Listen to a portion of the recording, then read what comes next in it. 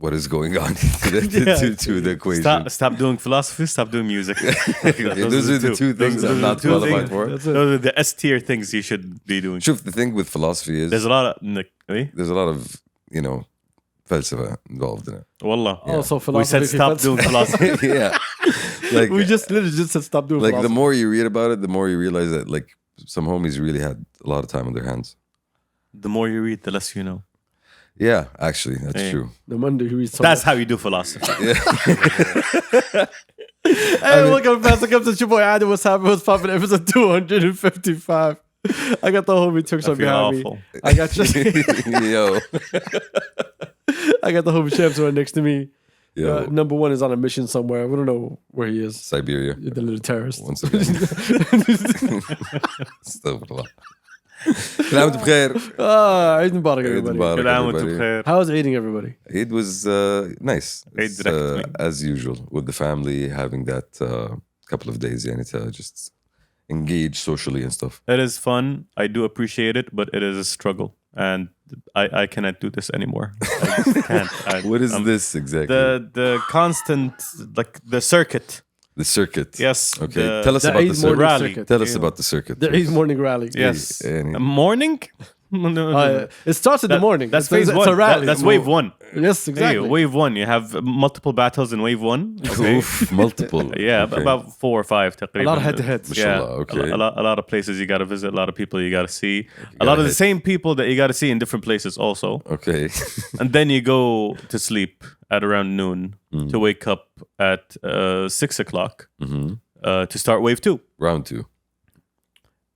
Okay, sure. Round 2 has multiple waves. Yes, Come on. okay. Yeah, sorry. The hierarchy. Man, I can't. I'm just, never mind. So this is all in day 1. Yeah, this is all day 1. What happens day 2? Round 3. Round 3. Yeah, there's no round 4. Alhamdulillah. Alhamdulillah. But yeah, it's tough. And my body cannot handle it anymore, and it's shutting down. It's ridiculous. I mean, my Eid is a lot simpler than that, thankfully, alhamdulillah. It's just one main round on day 1, which begins من بعد العصر until العشاء. And then another round on day 2, which is again بعد المغرب. So amazing stories. Guys. Yeah. Oh my no, God. it's not. Well, No, I do understand. I do understand the struggle that goes with. But that's a tradition of Eid. Exactly. Yeah, it is. This is what we do on Eid. You do It's it. still fun. I still enjoy it. There are a lot of people that I haven't seen in a while that I get to see for a short period that I don't have to fake a conversation with. It's just a hi, hello, good to see For you. our bye. non-Arab, non-Muslim listeners, this is similar to going home to your family in Christmas. But we do it twice a year. We do it after Ramadan. We do it around Hajj. Yeah, okay, it doesn't matter. It's 2 Eids. I'm We just have 2 saying, Eids. I'm trying to give them the feeling. Yeah. Yeah. That's when family all comes together and everybody gets to meet and hang out and family fights and the usual. We get the meats also. There's usually very nice to be involved. Okay, phrasing. But Which is important. I feel like it's an important part of Eid. Yani. It's that it's the communal gathering, bro. It's you sitting with all your uncles, all your cousins, catching up. The people that you don't see regularly. That's the opportunity you actually get to see what's going on with their lives. Exactly. And let's not forget the Eid competition. Which one? Exactly. Who's looking flies? Exactly. Who's looking cleanest? I mean, that's the who's popping up at the end of Ramadan to Eid. Yeah. Oh, I haven't seen you in a minute. Oh, check me out. Yeah, bitch. I've been looking. I've been doing good. I've been doing good. Yeah, it's a celebration. At the end of the day, it's a celebration for the community, for the family, for the start of the end of Ramadan and the start of the rest of the year. So it's Okay. Okay, so it's He started that sentence. He just wanted to end it. ما أعرف كيف بس. I'm giving the explanation. Yeah. no, it's because it's Eid. It's a holiday. Families get together, so you get to see people that you haven't seen in a long, long time. So you try to wow them. True. And there's the other part of like being involved with the whole idea game with all of the kids being That's for the kids growing up and That's for kids. Like Boods was. Were you there when Boods was talking about it? Idea. He's like, as a system is flawed. Okay. He was like, when you're a kid, you start with your 5s, right? You get 5 riyal in Eid, so you look after every single Eid because that's when you're collecting money, right? And then as you get older, it gets more and more and more. And then when you get to a certain age, you just cut off. Yeah, you stop. Like you get nothing. Yeah. That's it. Like it's like one day your stock is rising, Day 2 bankruptcy. You've peaked, basically. Exactly. It's not even nothing. It's no. You got to give money now. Yes. So We see the you're in the negative. It's the cycle. It's the cycle, guys. You know, you've gotten all of those ideas for all of those years up until you're like, You should have saved them so you start giving them back. Exactly. should have invested them. Yeah. So it's a scam. I mean, it keeps the celebrations going, doesn't it? It's worth it to see the smiles all around. Is it though? Are you buying happiness with idea? I mean, wasn't your happiness bought with the idea once upon a time? Technically, yes. Yeah. Wasn't that the reason you looked forward to So money can't buy happiness. ideas? Yeah, but how much are you going to give out then? We see. Not enough to make people happy. Exactly. We see that's. But that's every little. exactly. That's where the collecting bit comes helps. in. That's where the collecting comes in. That's where the strategic maneuvering around the family members. ترى السنة الماضية ما أعطتني إلا كذا يعني. Oh no! Don't go. Don't go there. Listen, It doesn't happen. I don't know. can't guilt people. I mean, into- they try to into- hustle me. The kids try to hustle me. So That's what they're supposed to do. yeah, and they do it quite well. Yes. Again, you're the giver now. So give. Give out freely and with love. I give nothing. Like, how is your Eid? How is Vibes, energy, No circuit. amazing. Alhamdulillah. vibes, energy. I mean, Exactly. Yeah, that's it. Did yoga and the السطح كده. Exactly. Vibes. Me okay? and the dogs. Okay, We just yoga together. That's the vibe. sounds Anyway, so Even the dogs wear leggings. Just saying. So basically, everyone is lazy right now listening to this because everyone's getting back to work. So we wish you all a great week of reconnecting back to work. So Amen. whatever we said bad al Eid, that means that it's a week bad al Eid al week. Yes. So expect nothing this week. this is us again recalibrating ourselves back to regular life. Amen. Amen. All right. It's difficult. Thank you for It's being very here. We difficult. appreciate you. It seems like the guys have nothing to talk about today, and I guess we'll be out of here then Yes, we'll be. Thank you for joining. What do us. you have to talk for about? like 6-minute episode. What's happening? I want to talk about how if you are a Saudi or you're from the Gulf, you were never born local. You were always born international. Ask me what do I mean. What? Go on. Yes. What do you mean? Thank you, Ter. Yeah. I appreciate you. Welcome. Jump on the bus. Hey. I was having a conversation with a friend of mine. I was like, most of the problem with a lot of people in a lot of countries is that they're born in that country and they live in that country and they stay in that country, right? They don't think of traveling as something, that brings any value or whatever it is, right? But if you're in this region, like you were always international, you were never just local. Even as a child, the news that you are fed as a child that you hear from the outside is what it's local and international. So True. being born in this region, you always paid attention to your local affairs and also your international affairs. True. You've never had to just say, you know what, I'm just going to think about myself and think about my place and my home and not look outside. Well, we've had the opportunity, and first of all, growing up in this region, a lot of us is privileged enough to have had the opportunity to travel, for leisure and travel widely around the world, right? And that Not a lot, but yeah. a good percentage, I Yeah. would say, and not necessarily, far away places. Even going to Egypt, going to Lebanon, Going to the Gulf countries. going to the Gulf countries, exactly. Like you True. get to experience all of the different people that live in these countries, when you go out and you visit them. So, and plus being in a very strategic part of the world that's also geopolitically relevant, I feel is important for you to know what's actually going on. I would credit it more to that rather than traveling. صراحة. No, but because a lot of people don't really keep up with the news, but they do have that cultural awareness by being Exactly. internationally exposed, right? And by being in a position where your surrounding areas, you have a common, let's say, angle with each and Yes. every surrounding country Exactly, that you have. which is language, which is religion, which is Yes, culture. Yes. exactly, yeah. That was even before us becoming a country. True. That was always the behavior of this region. This region always paid attention to what's around it because there was so many things always happening around you. So even from back in the day, you were always told to listen to what's happening here and pay attention to what's happening outside because it does have an effect on you. Of course, you got Hajj, you got trade, it's happening all around you. You had People all the are- different empires that grew in the region and competed over the same areas. We're talking about منطقة سوريا والشام ولبنان. This is where civilization started, right? like all the ancient millennia that went down, and the exposure to all these different cultures has seeped into us. I feel like we, as much as we are very much proud of our own culture, and we are, you know, we see the richness in it as much as we do see the importance of being connected to everybody else around us. Also, having a culture in a region that's a melting pot of so many other cultures, and actually having and keeping the identity, that's commendable, bro. I That's mean, very hard to do. that goes to show you just how strong and how deep the roots of that culture is in us. Like there's a lot of traits and features as Arabs, as Muslims, as Saudis as well. That's you can't outroot it from us. It's part of who we are. It's part of our identity.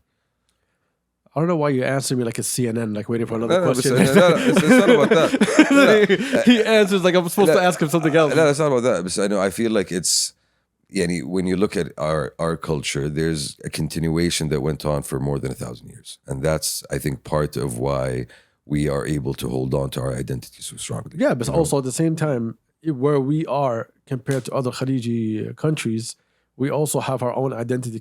It's comparable to them in so many ways, but you can tell that, like we can tell that they're different than us, right?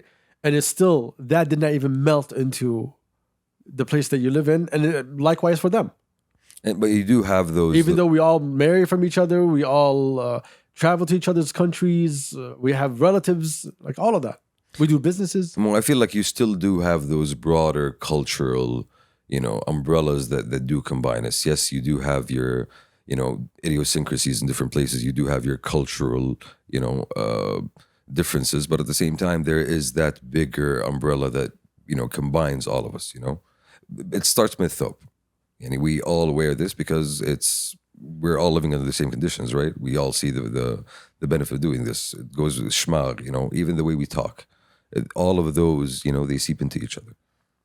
You're making more of a regional comparison. He's making more of a... You're comparing us to the States, for example. Yeah. Not really. Like when you're talking about a continuation of a culture, that was more of an abrupt change that happened there. That really highlights the difference between the continuation of culture that we have versus the crash course of melding cultures that happened in the States. I mean, the States was always different in that sense of being open to that melting of cultures, right? Welcoming it even and letting it form basically the country as a group. No, I'm talking before that. It wasn't welcoming. Depending which state you would live in. In some states, you never hear a name of any other country in the world because it doesn't matter to you. But you do hear, for example, Spanish in a lot of different states now, right? There is a demographic shift in terms of, hey, it's not just an English-speaking country. There's a lot of places in the States where, And there's a lot of places in the state that do not know Spain exists. They think everything is Mexico. True. That's what I'm saying, Spanish, not even Spain.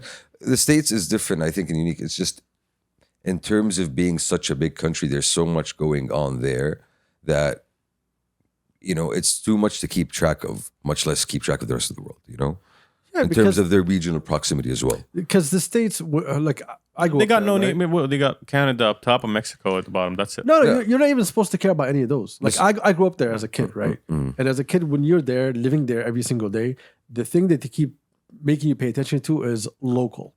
So you have your local news. You have everything that's happening in your county and then in your city. Like all of those, it's all very small, very local. They don't give you the time to care and think about what's happening in the world. It's more zoomed in. Exactly. And the only thing that they want you to hear about the world and care is if we say, this is our enemy, get in line. That's it. Like, no, this is not our friend. They don't give a shit about that. They just want you to hear a name of a country when there's something is wrong. So you can just say, oh, I know this country because this country did something wrong to America. This is how you're basically raised. That's the media machine, basically. That's ingrained there. But again, it depends on different states. If you grew up in New York has so many cultures in it and so many people from all over the world that you'll start to understand, oh yeah, this person is from this country, this guy is this guy is that. Like you have an idea of these countries and the people and those cultures because you're exposed to them. But most of America is not exposed to all of that. So you would say New York is you have some of the big cities. Some of the those are hubs, yes. exceptions. Some of the hubs. Most other states, like they have no fucking time to hear about another country and give a shit about it. No, they care about what's their party doing. Are they electing the president that they want? Are they getting the things out of their party that they think they deserve in terms of tax cuts or whatever it is? So everyone's looking at their own livelihood. They don't give two shits about what's happening. And in the world. if you look at some of the states, some of the states are big enough to be countries in their own right. You look at, for example, Texas. You look at California. These are huge places with a lot going on. So I wouldn't say it's understandable, but it kind of is, right? And you are stuck in that bubble for so long that nothing else exists out of it. It's just like, you just reminded me, for example, of people who like ancient Chinese writers, right? Who literally viewed China as the center of the world, and anything or everything happening outside China is irrelevant because, hey, there's so much going on here. There's so much richness in the culture. There's so much, cultural streams in the different places in China that nothing else really matters. And they exported that to the world, similar to what the States is doing with language, with music, with Buddhism is something that started in India and then went to China and then expanded from there to the rest of Asia, and now that's the role the States is playing. Hence, not caring for anything else, right? Yeah, but it's also let's not be naive. Like, there's a reason why they don't want you to hear about any other countries, and so you don't know what your country is doing everywhere else in the world. Like, I'll give you an example. Like right now, what's happening in America? Right, you have an election coming up. And because of the election coming up, everyone saw how Biden how the Democratic Party for the last 4 years backtracked on everything that they cared for, right? Everything that they bullshit about human rights or whatever. And then you see what's happening in Gaza, and you see all that bullshit talk never getting any action, right? So you have all these young Democrats, young voters are saying, hey, why do you want my vote? I'm not going to vote for you when you're doing 1, 2, 3. That doesn't represent us. And because you, as the DNC and the Republican Party, all of you spent such a long time saying, yo, you don't need to care about what's happening outside, that you don't know how to deal with this. Someone's telling you to do something that you've already been planning and allowing to happen for so many years, but Americans didn't really care. But now they're caring. And you're like, I don't know, no, we're good. Like we're concerned. Oh, we're telling them not to do. Oh, we're shocked by. It's the hypocrisy. Yeah, but like you did absolutely nothing about it. So everyone now is looking at you saying, hey, no, we want you to do something about it because that represents us. And to the powers at hand, they're like, no, you guys should not give a shit about what's happening abroad because we're taking care of that. What's the term that they always use? American what? Supremacy. No. That's not right. Hegemony. Would say what's the name? Exceptionalism. Anything that has to do with they call it foreign affairs. They call it interests. America's interests. Interests abroad, yeah. Because that covers a whole lot of things. Exactly. It can mean so much. Business. That's basically code word for business. So you have all of this happening, and then they don't know how to deal with it because it's not something they ever had to deal with it before. But here, you grew up in this whole Middle East having to deal with international and local at the same time, keeping an eye out, seeing what's happening across the globe, and also keeping an eye on what's happening around you. It is, and it's not something you can separate yourself from. And I think part of it is the culture and the religion, because we do care about each other as, the Arab countries. We do care about each other as the Khaliji countries. And, whatever happens to one will affect the rest of us. So we can't really take ourselves out of the equation. That option does not really exist for us. But at the same time, it does allow us, the strength to build with those around us, right? Because we have that shared culture, because we have the same interest at the end of the day of having stability in the region, having prosperity in the region, having growth in the region, then at least you know that there is always going to be that attempt to come to consensus and unity in that direction. The question is that I always wonder, like, why do they not want to allow us to do that? Because that's whatever we say here, it's gonna sound like it's kind of crazy to a lot of people, but there's a lot of reasons. What are you talking about? When you're looking at, the modern Middle East, right? Yeah. What was the modern Middle East? The modern Middle East started with the end of World War One and the carving up of the remains of the Ottoman Empire, which led to the rise of the modern countries of Iraq, Urdun, Syria, and that's a British tactic that they've used for a long time. Divide and conquer. It's as simple as that. You are aware that these people united once controlled the world, and you have been confronted by their knowledge in science and in economy and culture and in sociology and just building an entire empire that works, that was multicultural, that was diverse, that was tolerant, and that held sway for a very long time. And at this point in time, that's not something you want to see come to life, because that will challenge your own status in the world. True. That is not an easy player to play with in terms of world politics and cultural politics. So that, I feel, is a big part of it. And maybe another big part of it is the fact that the region is so diverse, like talking Min al-Maghrib all the way to Al-Imarat. There's so many. Yes, we are united by language. Yes, we are united by religion. But that's at the end of it. But we are also, differentiated by a whole lot of different things, by our environment, by our the intricacies of our languages, the cultural customs of each region. Economies. So, the economies as well. So. And each of these places has its own legacy, and most of them have been tainted by colonial legacy, basically, that kept it from being able to grow and rise on its own. Like Aljazair for a long time had to deal with 10-year civil war.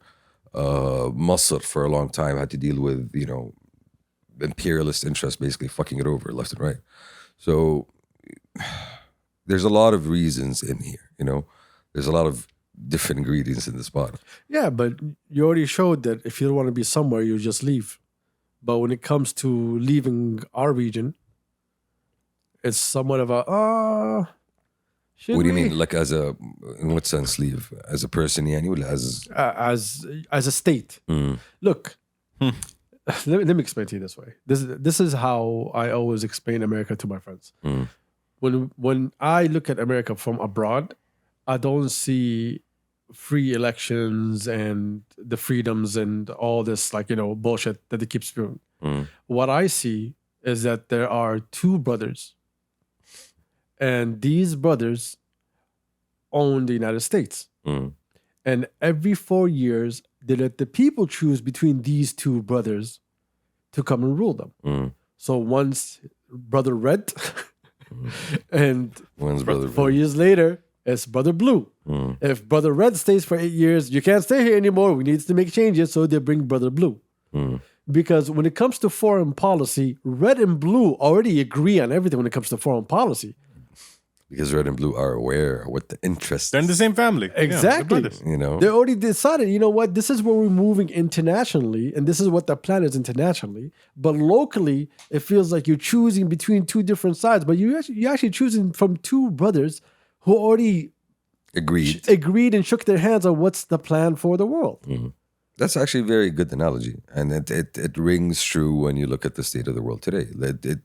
There is a focus on business interests for the states, which means, whenever they see the opportunity to intervene, whether it's, covertly or overtly, they will do that. And we've seen that over the past 50 years. And in this region, we've seen that as well. And it had led to disastrous consequences. Harb al-Iraq, until now, the region is suffering from that. Iraq is still rebuilding from that. So it exists. It is just there. Yes, that is part of the play. Because if you were so free, you would have found a third brother or sister by now. Someone who comes in like, you know what, we don't like these two. We want someone else to come in and really make changes. And if Brother Red and Brother Blue were not in agreement on everything to happen across the globe, we would have seen as the world, every time there's a change in president, that there's a change in foreign policy. The only time we ever got close to it was Donald Trump. I mean, and even because he wasn't the same brother. Yeah, exactly.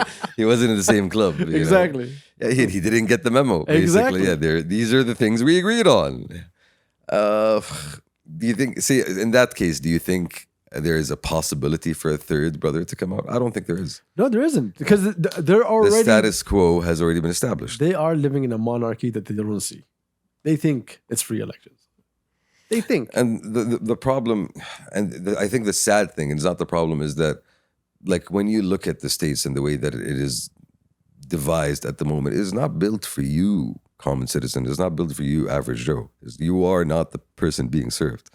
Money is what's being served in the States. You know, the more you donate, the bigger your bank account, the more you can lobby, the more you can get your own way. And if you And have, that is the reality. and if you have two brothers that figured out how to take so much money out of it, you just build yourself a free empire.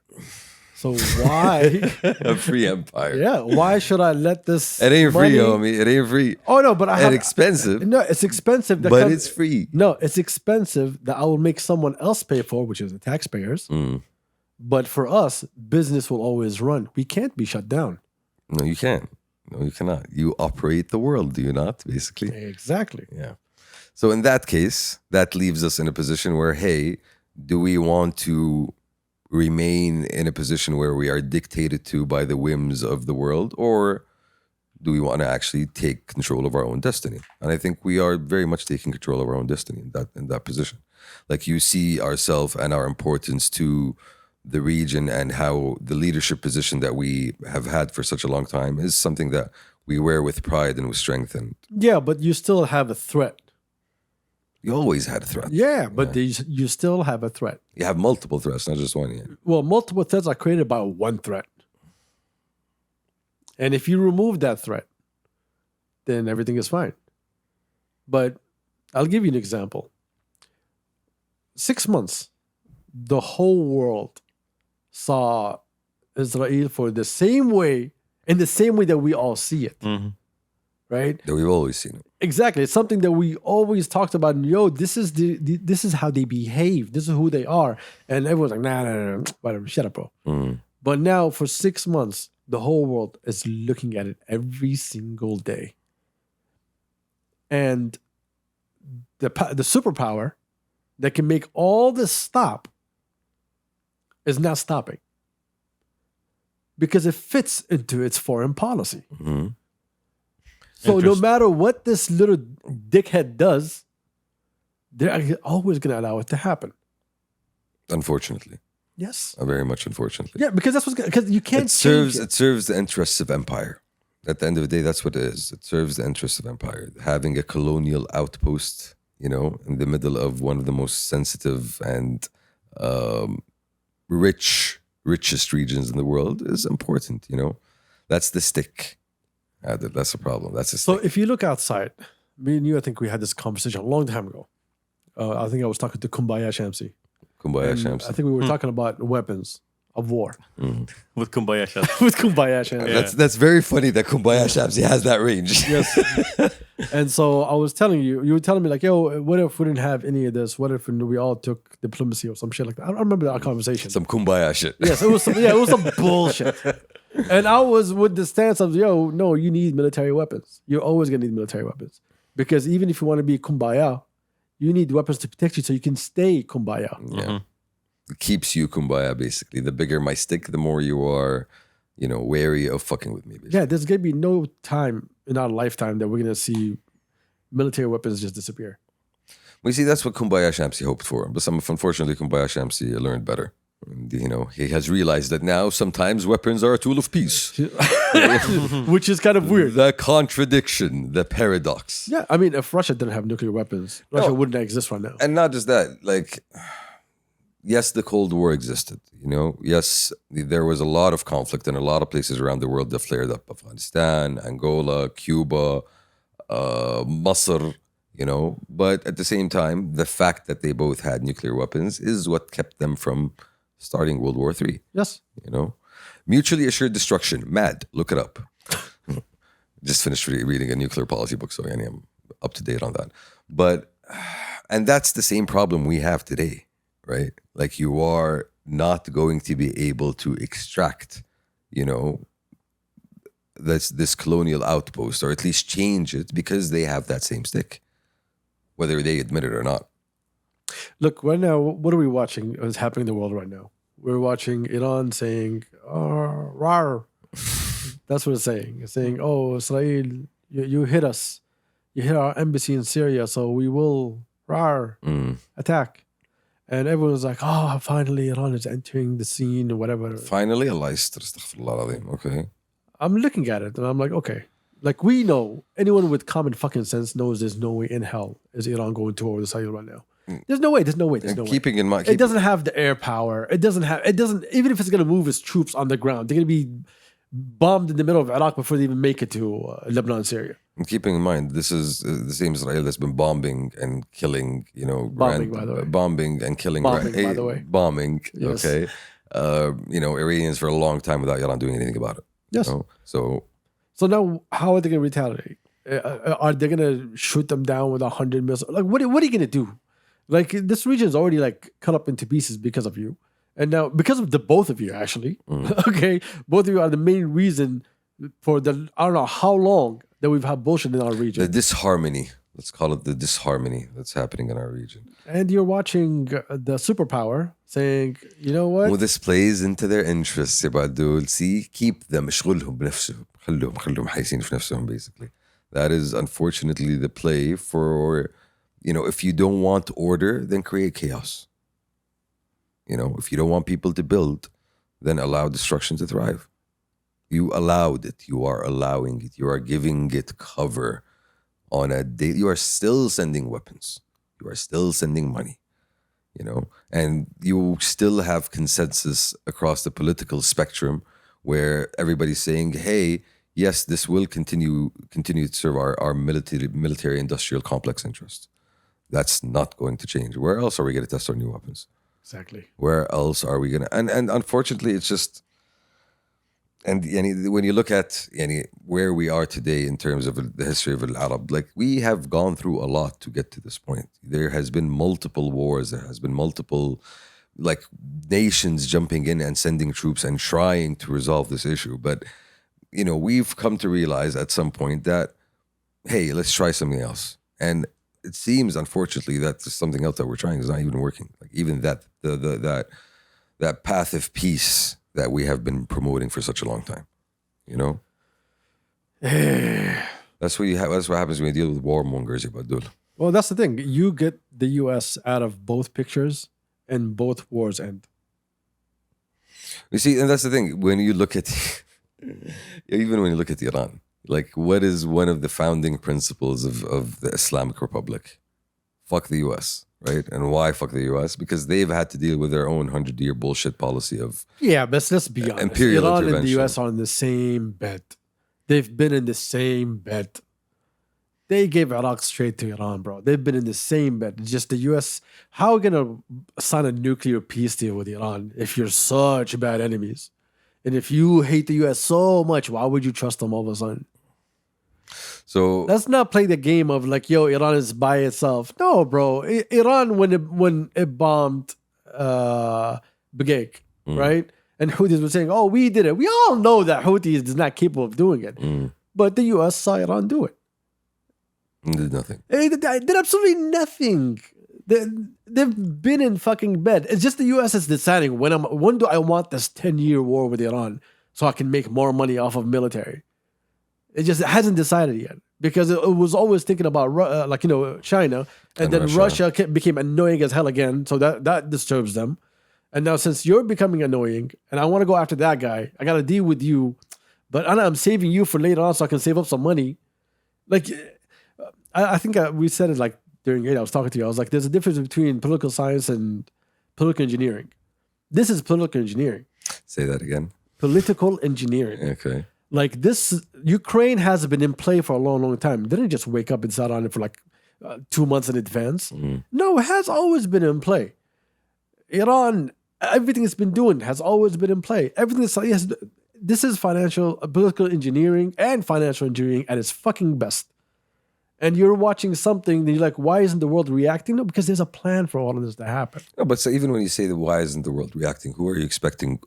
Who are you expecting to do what exactly? I'm expecting all the countries that give a shit about human rights to actually show that they give a shit about human rights, rather than saying, "Oh, we don't like that." They don't. Well, that's the thing. They don't. That's political rhetoric, And if that's the case, then everyone should be allowed to do whatever is best for them.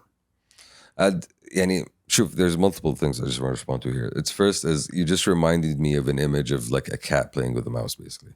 And that's basically what you're describing. You're Yes. describing we need an enemy. We need a politically convenient enemy. We need somebody we can really point at and say, look at how different they are and look at how bad they are. But at the same time, we need to keep or ensure that the flames are always alight, basically. And that's basically what allows us to keep the weapons contracts going on and what allows us to keep, the rest of our, corporate juice moving. But at the same time, you don't want to take it out. No, you don't want to take it out of. This is for the phrase. No, you don't want to. juice. You don't want to take it. That's what it is. It's just Slush funds, my guy. No. Slush funds. Like you don't want to take it out because if you do that, then that leaves you with no one else basically to play with. Like who else are you going to play with? North Korea, That whole sentence is wild, by the way. right? Like I'm just looking at it from that way, and it's a weird angle to look at because it justifies empire. It justifies you to have all of those military bases abroad. It justifies you having all these advanced weapons because, hey, they hate us for who we are, Turks. Because you have a plan. And since Hate you us have a things. plan, Yeah. you're going to keep pushing that plan forward. Well, where's that plan going, though, right? Because you are It's already... engineering. And that's what I'm saying. Like, you are already looking at the world pulling away. The world has been pulling away for the past 20, 30 years. Allah yastar. Like, in No, I terms of, the hegemony of the US over the rest of the world. Like at this point in time, you do not have that consensus. Russia is still Russiaing, China is still Chinaing, and we are realizing that we need to build our own power base as well, rather than rely on an external backer with a very fickle, brother system in place. So I think we said this a couple of years ago on the podcast. Damn, when I say a couple of years ago, it's been a while. We old. We old. We talked about the death of glocalization. Mhm. And I think we've been watching it for the last 3 years, that glocalization is not really happening. The globe is separating. Well, Everyone is going to look more internal than international. I care about mine. what's the definition of globalization? Just to recap it real quick. It's bringing global into local. Yeah. Was it something like that, basically? Exactly. Yes. To feel like a country, like, how every city feels like every other city in the world? Mm-hmm. That's basically what it is. It's empty. I'll say it. It's capitalism. Uh-huh. It's capitalism. Now I understand what It's you are capitalism. saying. Okay. Yes. It's the reason why, literally all the cities look the same. That's a really good fucking way of putting it. It's why you go to Starbucks everywhere in the world and feel comfortable, Exactly. because you want to feel at home. Because you know what's happening. Like honestly, for me at least, living in Saudi, I feel like it is a golden time for us to really celebrate our own identity and our own culture, and I very much and look forward to seeing it continue and thrive, right? And at the same time, yani, I don't know about the rest of the world, but I do feel like we are kind of getting over that cultural divide of the US being, our beacon for everything.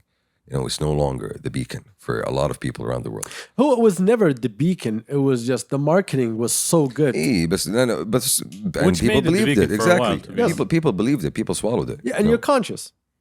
You're conscious about it, like, they're the beacon. But in reality, like when you really just open your eyes, you'd be like, okay. No, when you look at it, when you actually look at the moves and you look at the consequences and you look at how they are living in their own country, Yeah, how every single president, no matter how much some people love them, has so much blood on their hands.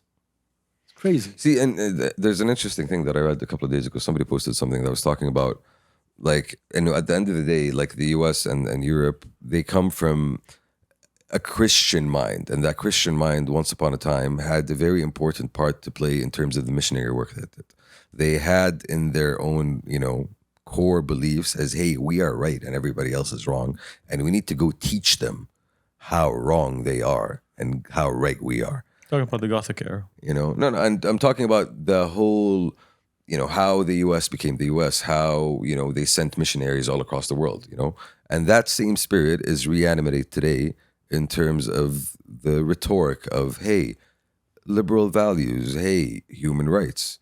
It's not enough for us. It's the same playbook. Yeah, it's not enough for us to do it for our own self. No, we have to teach you how wrong you are and how right we are.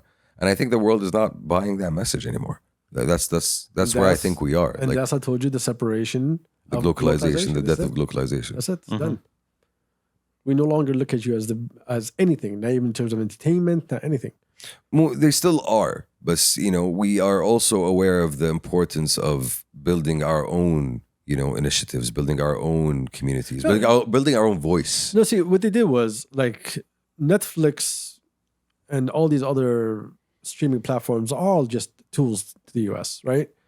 And Economic tools. They spent a lot, even messaging. They spent a long time trying to shove so many things down our throats that none of us asked for. And they thought by forcefully putting that image out there that you're forced to change your mind and people will rally with what we believe in. They didn't give a shit about other people's beliefs, religions, or anything. They just went for what they thought. This is how we move. Okay. If you don't move like this, you're our enemy. You're wrong. Yes, Exactly. and then they saw the whole world just say, "Nah, son." And so they're losing their value. Now you can't. Anytime there's a new show out, whatever it is, what does everybody say? Okay, like, oh, what are they trying to sell me here? Any more LGBTQ? Any more trans? What What are you trying to give me here? What is the agenda that you're trying Exactly, to push? because in every single show that you always had an agenda. But now everybody is exposed to that agenda, and they're like, "Yo, we don't really fuck with y'all like that." Bro, for me, the funniest is the entire category of movies of, hey, we went to war and we killed your people, but we feel really bad. Yes, The fact that there's literally an entire subgenre of, I'm sorry, I with killed a you. hint of a love story. I'm sorry I killed your family is just, obscene. Obscene is the word, honestly. Speaking of obscene, I'm sorry for how I feel, not for how you feel. I mean, It's the internal struggle that I had to face by killing your family. yes, exactly. I didn't want to do it. Yeah. But they made me. I didn't want to do it. I wanted to go But to I college. had to. I wanted to go to college. You had the choice. I had to make a choice. Yes, They trained. I'm not telling you, I'm telling myself. exactly. This is part of my emotional. This is okay. black comedy at its pure, ladies and I'm gentlemen. going- Like, we are laughing at the worst thing that you. I'm going. Don't worry, man. I'm gonna be living in pain for what I did to you. Yeah. That I think was justified. But I will live through it. That was, just reckless. And, Pray for me. Pray for me. All right, that I get through the thing that I caused you. yeah. Keep in mind, I will go back to my country that will not give a shit about me. Exactly. And will not treat me and will kick me out of medical insurance because. But I will think about you. Yeah, exactly. Because capitalism. Because I'm thinking about what I did to you and how that affected me. Very true. Wah, wah. Wamp, wamp. Well, Fucking speaking of hell, bro. sadness and dark, and let's keep this train rolling. I was just about to say, that was a cheery road that we just went down on. Dig deeper. Yeah. J. Cole's apology. J. Cole apologized. He apologized? J. Cole, Turks, you haven't been following this. I have going on. no idea, Can we give no. him a recap? Better be quick. Well, everyone Yeah. who's been listening, Mishkin, he's been on the podcast with us every single And I episode. haven't we been talked about listening over to here. the, while I'm on the A podcast. few months See you. ago, Drake, No, we're not doing this. We're not doing this. We're not doing this. No, not the whole thing. We're not Okay. doing this. So didn't J. Cole just release a reply diss track to Kendrick? with a mixtape. And we're not asking Turks. We're just saying. We're saying yes. Okay, so that's what happened, right? So he released 7-minute drill, Which we thought was very mid, which we also talked about. Yeah. and which we thought it was like, hey, he's talking to him like a friend. And he's not really taking shots. Yes, he was. It felt like he Yeah. was talking to him as a friend. And then يجيب مصلحته. 2-3 days later, Eh? there was the Dreamville Fest, where he does in his hometown, Okay, which is his own concert, basically. and J. Cole gets on stage, and he apologizes for releasing that track. Very out loud. He says it did not sit well in my soul. بسم الله عليه. But I don't believe. I think it's because I think we talked about it on the podcast. Like he didn't really like whatever he said. He didn't have his heart in it. No, he didn't believe it either. Yeah, he didn't like when he have was his heart. talking about his catalog. Come on, like bro. Like your first shit we was discussed it classic. here. Your second with what was it? Your second was tragic. Yeah, and the third one was No, your second was something bad, but they gassed it. they gassed it. Okay, and the third one was your prime. So you're basically saying 2 of my 3 albums were pretty good, but you just didn't like the second one, right? This is how you're dissing me. Wow. He didn't really put his weight. He into kind it. of said you only have down. First, he said first one was classic. No. But third one was your prime. Oh, sorry, he get both of them. Yes, you're right. Exactly. So it wasn't even really putting in. That's not a diss. And then he gets on stage and he And he says, starts apologizing. it didn't, like, this is not something that I felt pressured. You know, like everybody was waiting for me to respond. And Everybody was on my phone. you know, people said, let's like, go to war. What are you going to say? And I put it out there and then I went to sleep and I couldn't go to sleep, right? I just like, shoof, there's two ways of looking at this, right?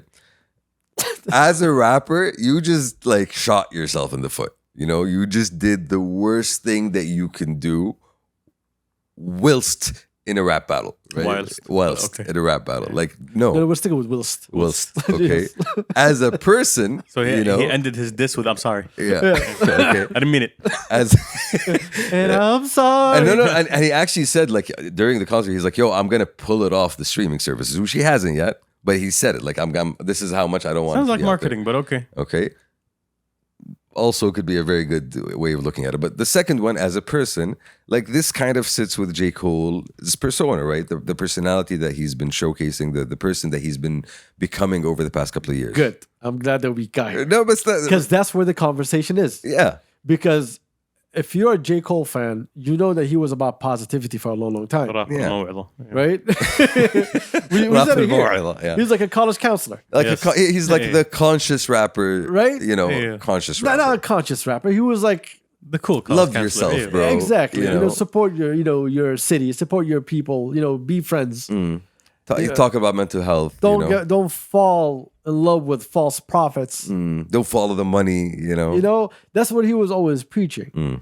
But the last couple of years, Exactly. he came out and started like killing tracks. Going hard. Every feature, he was amazing on it. Everything he released, it had fucking fire in it. So like you knew that he had that hunger in him. He's come back. He's like, yo, I'm gonna take on everybody. So you're like, yo, the J. Cole that we thought was gonna come finally started coming out. Finally. Yes, and Yes. like the J. Cole that we all saw from his first album that what he could be. The potential. Exactly, we saw all of that. Like, yo, this guy is on fire right now. He's untouchable. Mr. Dreads. Mr. Trent. Yes. Okay. And then this happens where you got called out and then you went on the attack and the attack was very weak and then you didn't sit with yourself. So First of all, did you really get called out though? Like that's the thing. Like and a part of me says you kind of started this, J. Cole. Like you started this, Jermaine. did. You're the one that came up with the line, the big three. That was the line that got responded to. no. He didn't come up with it. That was the thing. This is what the people branded and he said it out loud. Exactly. You said it out loud. You brought it into the conversation. Yes. And then Kendrick came out and he crapped, on everybody else. And you took it personal. You didn't have to respond. I think a part of me says he didn't have to respond, And by responding in such a weak way and taking it back, you hurt your credibility And that's as a rapper and as in you the said community. a few minutes ago, he got peer pressured into releasing something and doing something that he never thought he was actually going to do. So he admitted to his mistake. Yeah, of course he admitted to his mistake. He did. But now, with him doing that, there's two camps. The people who really love hip hop and the people who really love J. Cole. As a rap hip hop fan, you know that this was a huge mistake for you to come and apologize during a fight. Mm-hmm. There's no peace during war. True. You go at each other. You're in it. You let everybody decide who they think is 1 or 2 or 3. And then you ride whatever wave you're given or you keep fighting it to be number 1. Mm-hmm. But what you did was like, yo, keep me out of this conversation. You apologizing for that is you saying, you know what? I don't want this fight, which automatically removes you from the big 3. It automatically damages, I think, your status and credibility that you've been building for the past couple of years, because you've been coming hungry and you've been making the statement that I'm the best, that I'm the greatest, that I'm the GOAT at the moment, right? And when it came time to deliver, you choked. You didn't just choke, my guy. I wish you choked. If you choked, it would have been better, right? If you didn't say anything, he choked. Is he trying to took it pivot back. by being the better person or the bigger person? He's trying to focus on his mental health, and he's Which trying. sounds like trying to be the oh no, my new move is I'm a bigger person than this. No, I think it's a personality thing because it's not. I think it's a It is a personality personality thing, thing. yeah. You know, I'm because- asking. I'm No, not. no, I'm, because- I'm not aware of whatever is happening. I think the last 5 years, the reason we saw him being so competitive is because he looked at it, yo, I'm competitive in having the best verse. I'm competitive in having the best music. That was what he saw as competition in hip hop. He never saw it Bars. as beef. He saw it as, the work of art that I'm going to create is gonna tell you that I'm so amazing. I don't have to go and attack someone. And then when he was put in a position that he has to attack someone, which he shouldn't have. Well, that's what I'm saying. I don't feel like he had to. Right? You know. Again. Yeah, it's the peer pressure. Yes. Exactly. Whatever happened, happened. Right? And then when he found himself in this position that he had to do this, and he did it, he was like, it's not me. It's not who I am as a person. This is not how I move. Why should I feed into what people want? I want to be myself, the person that I always preached who I was. So he decided, you know what? I'm going to take it back, be the bigger man. I want to stay true to myself. I want to sleep comfortably. I want my conscience to be free. So I'm going to apologize and say, yo, I don't want to be part of this beef bullshit. I want it to all just be about music and bow out this beef. But you can't have everything that you want on your own terms because you're a nice guy. You put yourself in a position, and when competition started happening, you were like, I'm not here to compete in that way. I want to compete in this other way. But isn't he kind of denying like a big part of, rap culture by doing that? Yeah. Like you are like this, beef happens in rap, and it doesn't always turn violent. It often doesn't, but sometimes it does. And there's different reasons for that. Let's not get into there. But at the same time, this wasn't that. This wasn't about violence. This was about status in the game. This was about position in the hierarchy of, people's minds. And this is why I always look at Kendrick different than J. Cole and Drake. Because J. Cole and Drake did a song together, high-fiving each other like good friends. Because they're nice guys. Okay. Because that's who they are. They're nice guys. They brought up in good families. They're nice people. We said something else about this. It's not just that there's a white influence there. Well, that's one thing. But either way, they're nice guys. Yeah.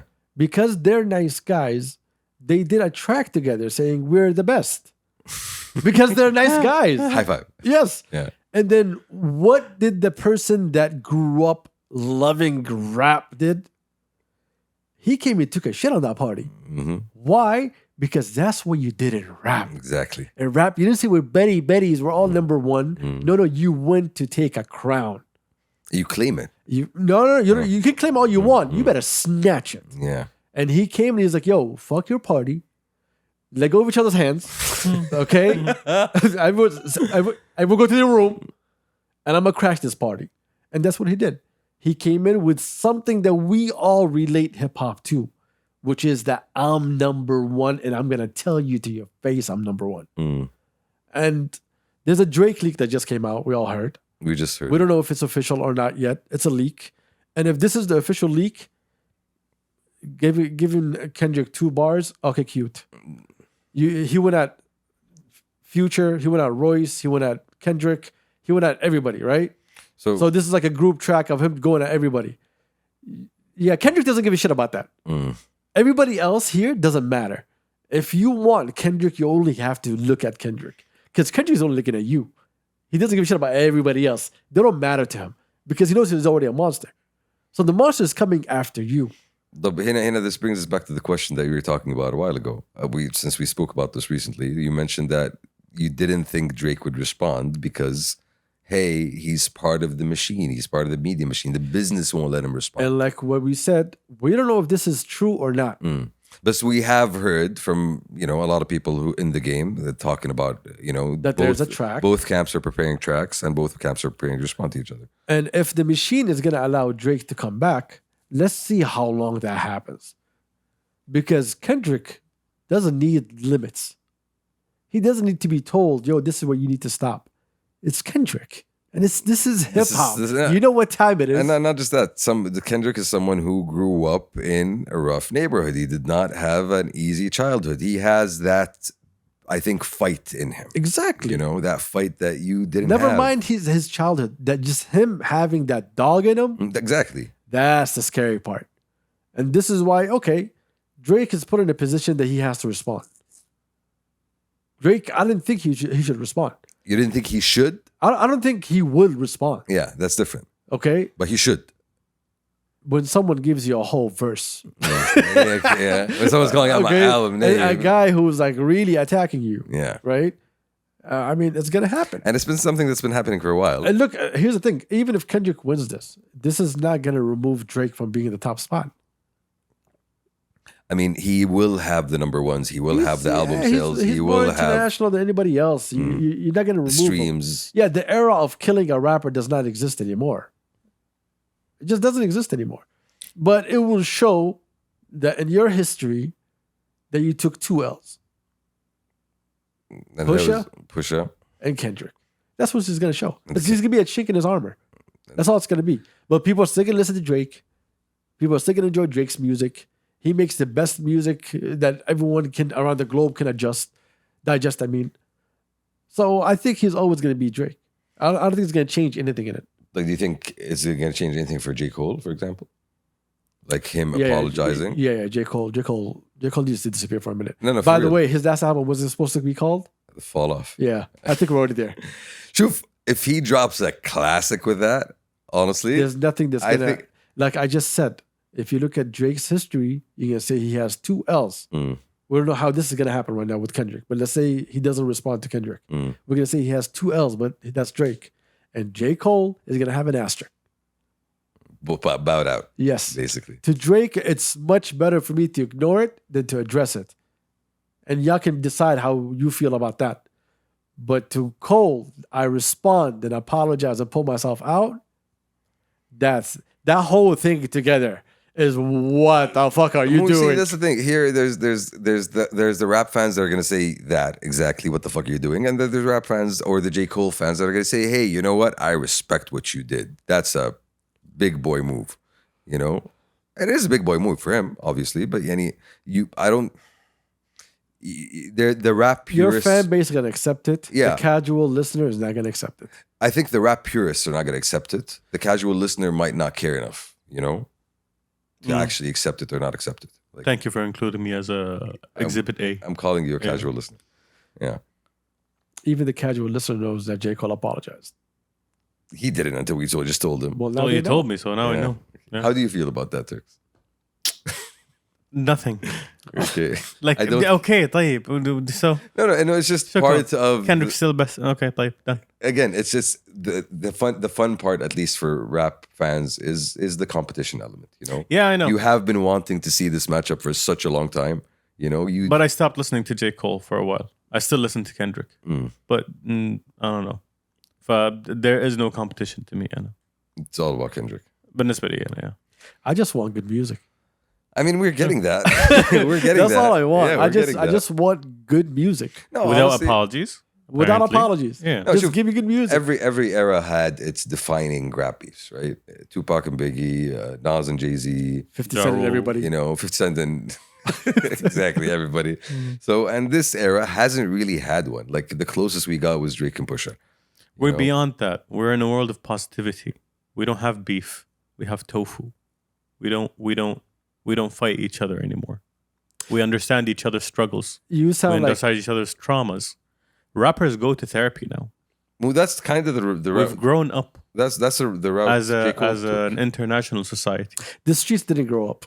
The streets are still the streets. The So streets get your are grown paved ass up the fuck out the way and let the streets come take over. And how does that make you feel? No, but that's the thing. Rap will always have that connection to the streets. Exactly. You know, it will. That is where it was. Unless you born. want to separate and say, oh, this is mainstream rap now. It doesn't exist. That matter for what's happening in real rap. Rock and roll has always had the association with chaos until look at it now. It sucks. It doesn't Rock suck. and roll There's sucks amazing indie I'm sorry, bro. Rock and roll Man. does not even exist in any way, shape, or form in now. your realm. Bro, the closest rock and roll. I don't even know what good band. The only good band Oh, I the found, Alabama Shakes are good. fucking the Black Keys are amazing. What's their name? Khruangbin. Khruangbin is the only good band What? out there. It's like No the idea. Is that a drummer- fruit? It's like a German fruit. It's like a bunch of people with wigs. They're fucking amazing. You know them. That sounds like hair metal, but okay. Yeah, no, they're really smooth and funky. Zibda, going back to this, I don't think you will be able to take that. Well, Shuf, you're not going to take the violence out of I think J. Cole. hip hop? I think you. I think J. Cole already did. No, I think J. Cole. I think Drake definitely did. No, Drake never did. But the best Drake was never really violent. Aubrey, Drake was always spicy. yeah, What? Drake was always spicy. I know when the hell I'm bling. It's spicy. crunchy. And, again, you're talking about like the hits. No, we're talking about the discography. We're talking about all the other tracks he has on his album. Play. I don't know enough Drake songs. Exactly. Sorry. And there's a lot of Drake songs around there, but again, we look at it in terms of music, or you look at it in terms of rap. You know, you will sell as many records as you want, and you can be a pop artist. But when it comes to the rap heads, the purists, they will always look at the bars, and they will always look at how you will respond to a challenge like that. You need to come back. You will come, and he's apparently coming back. Otherwise, you just take the L and keep moving. It's not going to hurt you. You're still going to sell, but you will have that on your ego. You can't join. Excuse me. If I say I want to join this thing that is art and create my own art within this art, if you're not devoted to it, then it's not for you. He's devoted to the art, not to the aspects that are associated. And to the art. everything that is happening right now is part of the art. It's always been part of the art. That's why we say, oh, but when that Beef happened, is part of the art. Exactly. Yeah, true. so it was always, these are the moments where you really show who you are. And all you had to do, if you wanted to reply, you should have just given us your best. And what you do, you already had a good EP. Like J. Cole didn't need to do the diss track in that way. If you're gonna do it the same way you do everything else, or else just let go. But you decided, you know what? Yes, I agree that this is part of the art, but you didn't come in with your heart. We talked about how Aslan, the diss track didn't even sound as good as the rest of the EP. Like the rest of the EP sounded pretty clean, pretty good. This one just sounded rushed. It didn't sound as cohesive. Didn't even sound rushed. Like from the beginning, right? Like again, let's keep in mind, Metro Boomin did an amazing job on that track. That track is hard. So every time like that hits, it hits. But this is from the second it started. You're laying back. You're taking it easy. That's what I'm saying. It just sounded, it rushed. It didn't sound like something that had a lot of energy put into it. You know? Oh, exactly. So it didn't sound rushed. It sounded like it had no energy. Yeah. It's like you were just doing it because I have to do it, not because I want to show you why. What would have happened if he had dropped the same mixtape without that track? Like, how would have? Well, that's the reason why he had to drop. Well, that's what I'm saying. Everybody's waiting on a reply. How would have the rap world responded to that? They'd have clowned him, right? Yeah, but again, they would have said, "Hey, like this guy just took shots at you." If you never want to do it, why do it now? Well, it's what you said. He wanted to do it in that way of, but you didn't want to do it at the end. The technical element and you did it. If it sucked, khalas, just leave it. You don't have to come back and apologize. It's just felt cute, might delete later. Yeah. Which sounds, by the way, like such a Drake, album name. Honestly, it's not even J. Cole. I should have honestly. It's disappointing. It is disappointing. It's disappointing. But I'm proud of him at the same time. I'm proud of you, Jermaine. You're not proud of Jermaine? I am not proud He of is Jermaine. prioritizing his mental health, homie. But you know who he is? He's that guy that's like online saying, yo, I'll beat your ass if you pull up. And then you pull up, it's like, listen, man, look, I want to apologize. Bro, I was just venting. To kick your ass. No. And they're telling me, bro, I'm sorry. I was going through some things. I was just venting. I needed to feel like I could kick somebody's ass. I don't, So you mean tell me someone should have hugged him before he started? What did he say? He said, I'll put my chin out if you want to give me one back. Like, that's how... inspired. Yeah, because you replied, so you can expect something to come back. Yeah. So you say, I'm gonna put my shin out, like, yo, you take a shot. No. I'm gonna take a shot either way, and your shot sucked. Yeah. See, this is why it looks so stupid in so many ways. You know what? It makes it even better if Kendrick doesn't even reply to him. I was just about to say. I don't think Kendrick's gonna reply to him. Honestly, it makes it so much better. And you're like, I'm just gonna ignore this guy. Because I think I read it to you before. There was a line in one of Kendrick's old tracks. I think it was The Hard Part 4.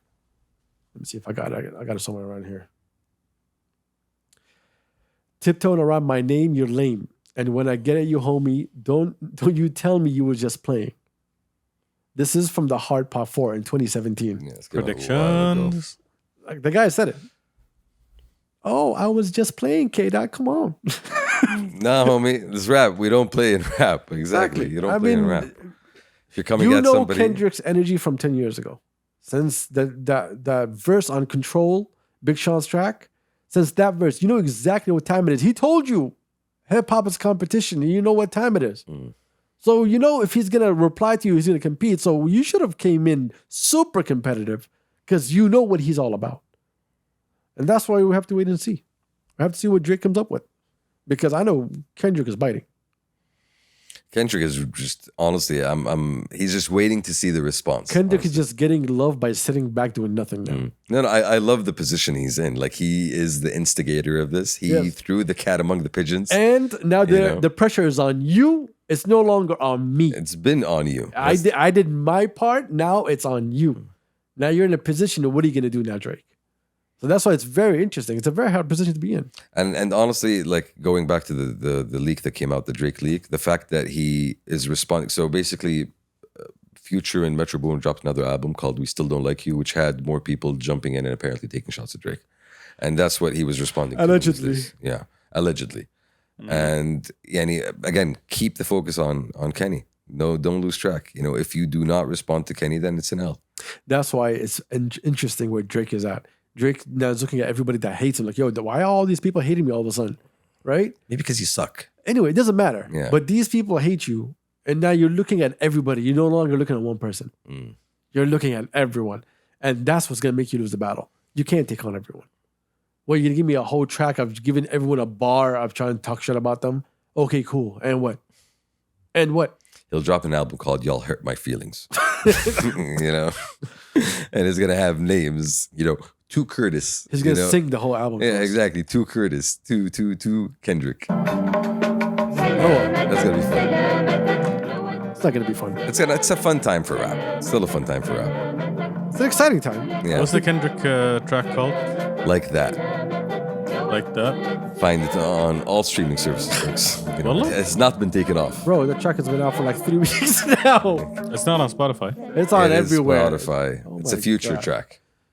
It's a Future. It's a Young Future. Metro. Search for Young Metro. Metro Boomin. Yes.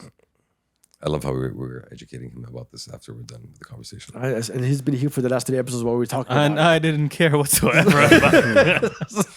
That's why we love you, Turks. That's why we love you. Thank you, everybody, for joining us. We appreciate you. It's getting later out here. We need to go home. Y'all need to go home and get some sleep. Yes. I don't care for y'all existence. We love you, everybody. We wish you all the best. We'll see you soon. Much We love. out. Enjoy. Peace. Peace.